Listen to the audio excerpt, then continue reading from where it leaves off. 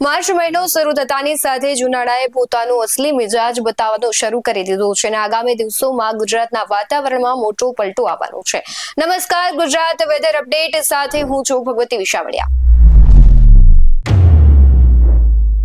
છેલ્લા 2 દિવસથી તાપમાન ઊંચું જતા ગરમીના પ્રમાણમાં વધારો થયો છે. આગામી દિવસોમાં હજુ પણ વધુ આકરો તાપ પડવાની આગાહી હવામાન વિભાગ દ્વારા કરવામાં આવી છે. હવામાન વિભાગ અનુસાર આગામી 2 થી 3 દિવસમાં મહત્તમ તાપમાનમાં વધારો થતા ગરમી વધશે, ત્યારે રાત્રિનું તાપમાન ઊંચું જતા રાત્રે પણ ગરમીનો અનુભવ થઈ શકે છે. હવામાન વિભાગ અનુસાર આગામી 3 દિવસમાં દિવસના મહત્તમ તાપમાનમાં 3 થી 5 ડિગ્રી સેલ્સિયસનો ક્રમશઃ વધારો નોંધાશે. આ વધારા બાદ તાપમાનમાં કોઈ મોટો ફેરફાર થવાની શક્યતા નથી. આના પરિણામે રાજ્યભરમાં દિવસ દરમિયાન ગરમીનો પ્રકોપ વધુ તીવ્ર બનશે અને લોકોને બપોરના સમયે આકરી ગરમીનો અનુભવ થશે. રાત્રિના અને વહેલી સવારના તાપમાનમાં પણ વધારો થવાનો અંદાજ છે. આગામી 48 કલાક દરમિયાન લઘુત્તમ તાપમાનમાં 2 થી 3 ડિગ્રી સેલ્સિયસનો ક્રમશઃ વધારો જોવા મળશે. આ પછી લઘુત્તમ તાપમાનમાં ખાસ કોઈ મોટો ફેરફાર થવાની સંભાવના નથી. ઉપરાંત 4 થી 6 માર્ચ દરમિયાન સૌરાષ્ટ્ર, કચ્છ સહિત ગુજરાતના દરિયાકાંઠાના વિસ્તારોમાં ગરમ અને ભેજયુક્ત પવનો ફૂંકાઈ શકે છે.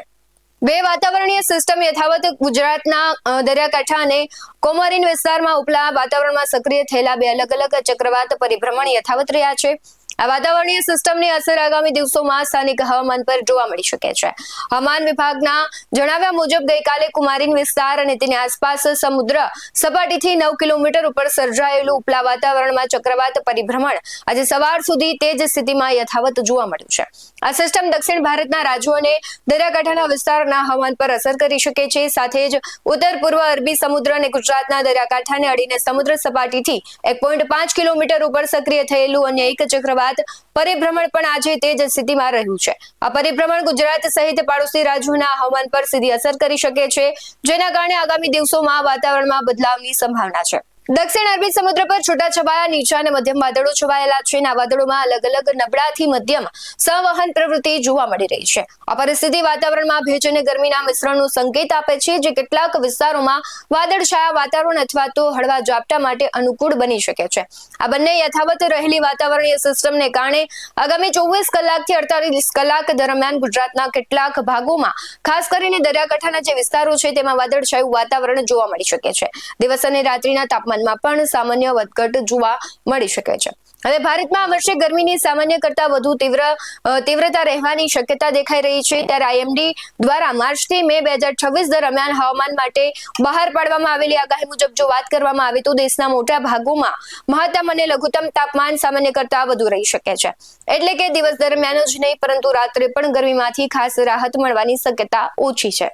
આગાહી મુજબ પૂર્વ અને પૂર્વ મધ્ય ભારત, દક્ષિણ પૂર્વ દ્વીપકલ્પના જે વિસ્તારો છે તેમજ ઉત્તર પશ્ચિમ અને પશ્ચિમ મધ્ય ભારતના કેટલાક ભાગોમાં છે ગરમીના મોજા એટલે કે હીટ વેવના દિવસોમાં વધારો જોવા મળી શકે છે.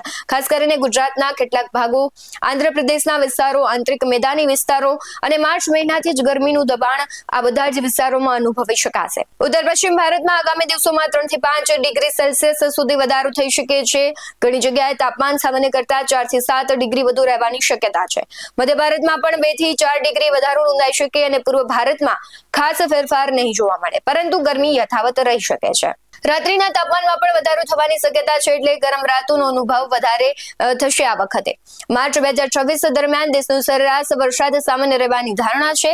સામાન્ય વરસાદનો અર્થ લાંબા ગાળાના સરેરાશના 83% થી 170% વચ્ચેનો વરસાદ.